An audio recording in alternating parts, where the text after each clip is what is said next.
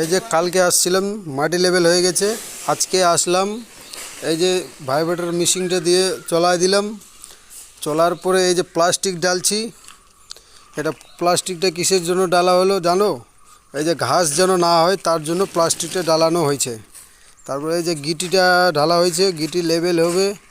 তারপর গিটিটা লেভেল হওয়ার পরে তারপরে দেখাবো কি হচ্ছে।